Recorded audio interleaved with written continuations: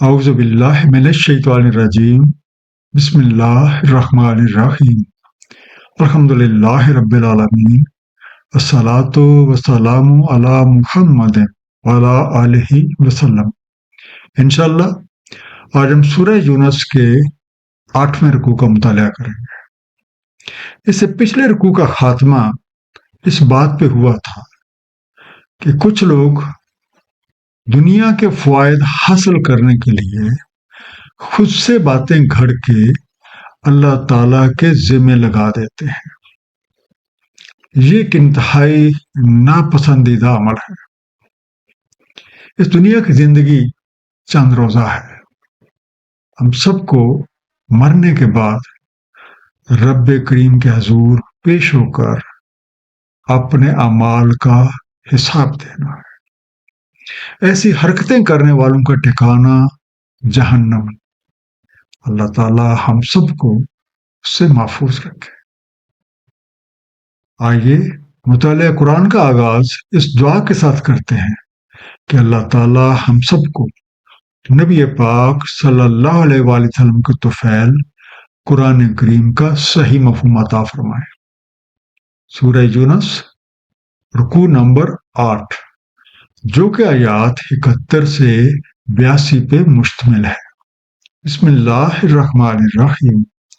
वतलु अलैहिम नबा नूह और कह सुनाए उन्हें सरगुज़श्त नूह अलैहिस्सलाम की। इस काल ले कौम ही या कौम इनकाना कबुर अलैकुम मकामी व तज़कीरी बिआयतिल्लाह। जब फरमाया उन्होंने अपनी कौम से, ऐ कौम, अगर तुम पे बहुत गरां है मेरा क़याम करना और मेरा याद दहानी करवाना अल्लाह ताला की निशानियों के साथ, फअलल्लाह तवक्कलतु व अजमऊ अमरकुम व शुरकाअकुम, तो अल्लाह ताला पे मेरा तवक्कल है, तो जमा हो जाओ तुम और तुम्हारे शुरका अपने अमूर में। सुम्मा ला यकुन अमरुकुम अलैकुम गुम्मतन सुम्मा मख्ज़ू इलैया वला तुनज़िरून, फिर ना रह जाए तुम्हें अपने मामले में कुछ बाइसे गम, फिर कर गुजरो मेरे साथ और मुझे कोई मोहलत ना दो। मकामी तो पहला अंडरलाइन लफ्ज़ है। क़याम करना, माई स्टे। तज़कीरी मेरा जिक्र करना, मेरा याद दहानी करना। गुम्मा कोई भी मामला जो किसी रंजो गम का बायस बन सकता हो, या कोई भी ऐसा पेचीदा मामला जिसका फौरी हल समझ में ना आए और इस वजह से कोई परेशानी या खतरा लाहक रहे। इन आयात में हमारे सामने हक से बेइतनाई बरतने वालों की नाअक्बत अंदेशी की मिसाल कौम नूह के हवाले से बयान की जा रही है। और नूह अलैहिस्सलाम अपनी कौम को दावत हक देते रहे। बहुत कम लोग आप पे ईमान लाए, जबकि अक्सरियत ने हक से दूर रहने और आपकी मुखालफत करने को ही तरजीह दी। हर नूह अलैहिस्सलाम ने अपनी कौम को मुखातब करके फरमाया, अगर तुम्हें मेरा यहाँ रहना और हक की तलकीन करना बहुत ग्रां गुजरता है तो तुम सब मिलजुल के कोई तदबीर सोचो और इसमें किसी किस्म का दकीका फ़रो बर्दाश्त न करो, और फिर जिस बात का तुम फैसला कर लो वो कर गुजरो। मेरा तवक्कल अल्लाह ताला पे है। तवक्कल नबियों का शेवा है, और जो अहले ईमान अल्लाह ताला पे तवक्कल करते हैं तो अल्लाह ताला उन पे आंच नहीं आने देते। सूरह अनफाल आयत नंबर 49 में इरशाद है, जो कोई तवक्कल रखता है अल्लाह ताला पे, बेशक अल्लाह ताला बाइज्जत हिकमत वाला है। वइन तवल्लैतुम फमा सअलतुकुम मिन अज्र, बस अगर तुमने मुंह फेर लिया तो नहीं मैं सवाल करता तुमसे किसी अजर का। इन अजरिया इल्ला अल्लाह व उमिरतु अन अकूना मिनल मुस्लिमीन, मेरा अजर तो अल्लाह ताला पे है और मुझे अमर है कि मैं रहूं मुसलमानों से। नूह अलैहिस्सलाम ने अपनी कौम से मजीद फरमाया, اے میری قوم، اگر تم حق سے منہ موڑے ہوئے ہو تو اس میں میرا کوئی نقصان نہیں ہے، کیونکہ میں نے تو کبھی تم سے کسی اجر کا سوال ہی نہیں کیا، کبھی تم سے کوئی معاوضہ نہیں مانگا۔ میرا اجر تو اللہ کریم کے ذمہ ہے، اور اس نے مجھے یہ کمانڈ دے رکھی ہے کہ میں تسلیم و رضا کے ساتھ اسی کا فرما بردار رہوں۔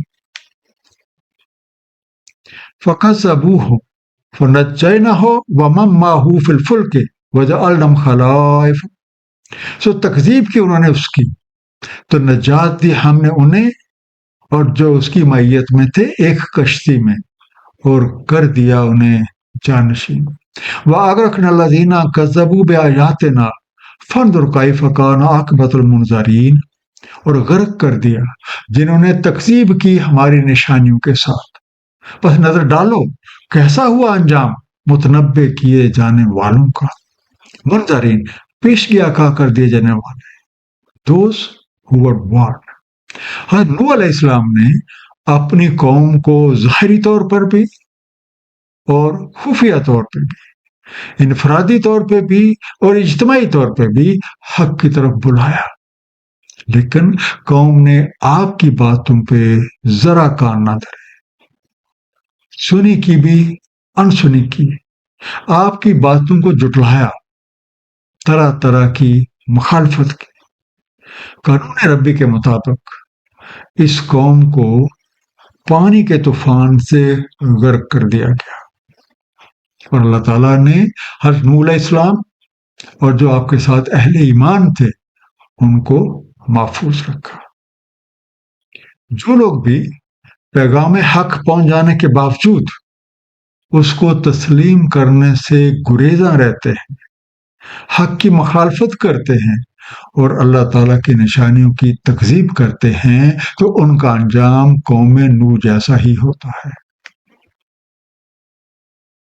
ثم بعثنا من بعد رسلا الی قومہم، پھر ہم نے مبعوث کیے اس کے بعد کئی رسول ان کی قوم کی طرف، فجاؤہم بالبینات فما کانوا لیؤمنوا بما کذبوا بہ من قبل، تو وہ آئے ان کے پاس بینات کے ساتھ، سو نہ ہوا کہ وہ ایمان لے آتے اس کا جو انہوں نے جھٹلا دیا اس سے پہلے۔ کذالک نطبع علی قلوب المعتدین، اسی طرح ہم چھاپ لگا دیتے دلوں پہ حد سے گزرنے والوں کے۔ طوفان نوح کے بعد یہ زمین دوبارہ آباد ہوئی۔ آج اس زمین پہ پائے جانے والے تمام لوگ حضرت نوح علیہ السلام اور ان کے ساتھیوں کی اولاد سے ہیں۔ حضرت نوح علیہ السلام کے بعد اللہ تعالیٰ نے کئی رسول بھیجے، ہر ایک نے لوگوں کو اللہ وحدہ لا شریک کی بندگی کی تلقین کی، لیکن اکثر لوگ دلائل روشن کو دیکھ لینے کے باوجود بھی اس بات پہ ایمان نہ لائے جس کا انہوں نے ایک دفعہ انکار کر دیا، اور نتیجہ یہ ہوا کہ ان حد سے گزرنے والوں کے دلوں پہ چھاپ لگ گئے۔ دلوں پر چھاپ لگنے سے مراد یہ ہے کہ جب کوئی شخص رائے حق کی طرف بلائے جانے کے باوجود کفر کے اندھیروں میں آگے اور آگے ہی بڑھتا چلا جاتا ہے اور کسی بھی طرح کے وعظ و نصیحت کا اس پہ کوئی بھی اثر نہیں ہوتا، تو وہ آہستہ آہستہ اندھیروں میں اتنا دور نکل جاتا ہے کہ اس کے واپسی کی امید ہی نہیں رہ جاتی۔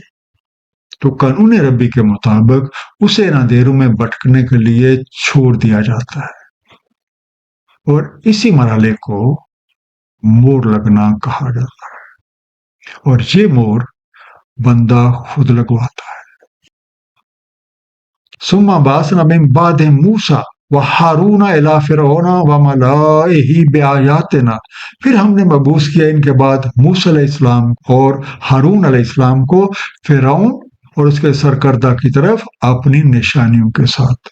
فاستکبروا وکانوا قوما مجرمین، سو انہوں نے تکبر کیا اور وہ تھی ایک قوم مجرموں کی۔ فلما جاءهم الحق من عندنا، چنانچہ جب آیا ان کے پاس حق ہماری طرف سے، قالوا ان ھذا لسحر مبین، وہ بولے بے شک یہ ایک سحر ہے کھلا۔ لسحر ضرور جادو ہے، سحر سے مراد کوئی ایسی چیز ہے جو عقل کو حیران کر دے. شول یا میجک، ٹرک. حضرت نوح علیہ السلام کے بعد بھی بنی آدم کی ہدایت کے لیے نبیوں اور رسولوں کا سلسلہ جاری رہا. جو قوم بھی نافرمانی میں حد سے بڑی مٹا دی گئی. اسی سلسلے کے تسلسل میں حضرت موسیٰ علیہ السلام اور حضرت ہارون علیہ السلام کو فرعون اور اس کے سرکردہ ہمنواؤں کی طرف مبعوث فرمایا گیا. لیکن پہلے جیسی مجرم قوموں کی طرح فرعون اور اس کے ہمنواؤں نے بھی پیغام حق سے سرکشی کی اور رب کریم کی نشانیوں سے تکبر کیا. مختلف نشانیاں اور معجزات دیکھ لینے کے باوجود بھی یہ لوگ ایمان نہ لائے. اور جب کبھی بھی کوئی نئی نشانی پیش کی گئی یا کوئی نیا معجزہ دکھایا گیا، انہوں نے اسے جادو ہی قرار دیا. حالانکہ یہ نشانی دکھانے کا مقصد تو یہ تھا کہ وہ لوگ عقل و فہم سے کام لیں تاکہ ان پہ حق اور باطل بالکل واضح ہو جائے. قال موسیٰ اتقولون للحق لما جاءکم، فرمایا موسیٰ علیہ السلام نے، کیا تم کہتے ہو حق کے بارے میں جب وہ آ گیا تمہارے پاس؟ اسحر ھذا ولا یفلح الساحرون، کیا یہ سحر ہے اور نہیں فلاح پایا کرتے ساحر. قالوا اجئتنا، وہ بولے کیا آپ آئے ہیں ہمارے پاس؟ لتلفتنا اما وجدنا علیہ آباءنا، کہ ہمارا رخ موڑ دے اس سے ہم نے پایا جس پہ اپنے آبا کو. وتکون لکم الکبریاء فی الارض، اور ہو جائے تم دونوں کی بڑائی اس سرزمین میں. وما نحن لکما بمؤمنین، اور نہیں ہم تمہیں ماننے والے. لتلفتنا، تاکہ ہمیں ہماری روش سے موڑ دیں، ٹو ٹرن اس اوے. اور کبریاء سرداری، چودراہٹ، گریٹنس. حضرت موسیٰ علیہ السلام نے ان لوگوں کو خبردار کیا کہ اللہ تعالیٰ کی نشانیوں کو جادو قرار دینا بہت بڑا ظلم ہے. اور تم لوگوں کی حالت یہ ہے کہ جب بھی حقیقت تمہارے سامنے پیش کی تم اسے جادو قرار دیتے ہو. یاد رکھو، حق کے مقابل جادوگر کبھی کامیاب نہیں ہوتے. وہ کہنے لگے آپ تو ہمارے پاس اس لیے آئے ہیں کہ ہمیں ہمارے باپ دادوں کی روش سے ہٹا دیں تاکہ تم دونوں بھائیوں کی اس ملک میں برتری قائم ہو جائے. اس لیے ہم آپ کی بات نہیں مانیں گے. پہلی اقوام میں بھی اور آج بھی خلاف حق کام کرنے والوں کے پاس اپنی طرز فکر و عمل کی سب سے بڑی دلیل اپنے آباء و اجداد کی تقلید ہے. حالانکہ یہ دلیل بالکل بودھی ہے. سورہ بقرہ آیت نمبر 170 میں ارشاد ہے، جب کہا جاتا ہے ان کو اتباع کرو جو نازل فرمایا ہے اللہ تعالیٰ نے، وہ کہتے ہیں بلکہ ہم اتباع کریں گے جس پہ ہم نے پایا ہے اپنے آباء و اجداد کو. کیا اگرچہ ان کے آباء و اجداد نہ عقل والے ہوں اور نہ ہدایت یافتہ ہوں. وقال فرعون اتونی بکل ساحر علیم، اور بولا فرعون لے آؤ میرے پاس سب ساحر علم والے. فلما جاء السحرۃ قال لهم موسیٰ القوا ما انتم ملقون، تو جب آ گئے ساحر فرمایا ان سے موسیٰ علیہ السلام نے ڈالو جو تمہیں ڈالنا ہے. اللہ تعالیٰ کی نشانیوں پہ عقل و فہم سے کام لینے کے بجائے فرعون مقابلے پہ اتر آیا اور اپنے ملازموں کو حکم دیا کہ اس کی سلطنت میں جتنے بھی ماہر جادوگر ہیں ان سب کو بلا کے اس کے سامنے حاضر کر دیں. چنانچہ اس حکم کے مطابق جادوگر اکٹھے کیے گئے اور فرعون نے انہیں حضرت موسیٰ علیہ السلام کے مقابلے کا حکم دے دیا. ایک میدان میں فرعون نے بہت سارے لوگوں کو مقابلہ دیکھنے کے لیے جمع کیا. اس موقع پہ حضرت موسیٰ علیہ السلام نے جادوگروں سے کہہ دیا کہ وہ لوگ جادو کا جو بھی مظاہرہ پیش کرنا چاہتے ہیں پیش کریں۔ اس مقابلے کی تفصیل سورہ طٰہٰ کی آیت نمبر 60 سے 70 میں بیان کی گئی ہے۔ فَلَمَّا أَلْقَوْا قَالَ مُوسَىٰ مَا جِئْتُم بِهِ السِّحْرُ، تو جب ڈالا انہوں نے، فرمایا موسیٰ علیہ السلام نے، جو تم لائے ہو یہ سحر ہے۔ ان اللہ سیبطلہ ان اللہ لا یصلح عمل المفسدین، بے شک اللہ تعالیٰ ابھی اسے باطل کیے دیتا ہے، بے شک اللہ تعالیٰ نہیں اصلاح فرماتا مفسدوں کے عمل کو۔ وَيَحِقُّ اللَّهُ الْحَقَّ بِكَلِمَاتِهِ وَلَوْ كَرِهَ الْمُجْرِمُونَ، اور اللہ تعالیٰ حقیقت بنا دیتا ہے حق کو اپنے کلمات سے، اگرچہ مجرم کراہت کرتے رہے۔ جادوگروں نے جادو کے مظاہرے کی خاطر اپنی رسیاں اور کچھ لاٹھیاں میدان میں پھینک دی۔ جادو کی وجہ سے وہ تخیل میں بھاگتی دوڑتی نظر آئیں۔ حضرت موسیٰ علیہ السلام نے فرمایا، یہ جو کچھ تم بنا کے لائے ہو یہ جادو ہے، اور ابھی اللہ تعالیٰ اس کو باطل فرما دے گا، کیونکہ اللہ تعالیٰ فسادیوں کے کام نہیں بناتا، اور اللہ تعالیٰ حق بات کو اپنے کلمات کے ساتھ حقیقت ثابت کر دیتا ہے، چاہے مجرموں کو یہ کتنا ہی ناگوار گزرے۔ قرآن کریم میں بیان حقائق کے مطابق حق ثابت ہو گیا اور جادوگروں کو شکست ہوئی۔ ایک مختصر سا خلاصہ اس رکوع کا، پیغام حق کا انکار کرنے اور غلط روش پہ ڈٹے رہنے والے ناعاقبت اندیشوں کی ایک مثال قوم نوح ہے۔ حضرت نوح علیہ السلام نے 900 سال سے زیادہ عرصہ انہیں حق کی تلقین کی، ہر ممکن طریقے سے انہیں حق کی طرف بلایا، لیکن قوم نے ایک نہ سنی۔ نتیجہ یہ ہوا کہ غرق کر دیا گئے، جبکہ حضرت نوح علیہ السلام اور ان کے ساتھ موجود اہل ایمان کو اللہ تعالیٰ نے محفوظ رکھا۔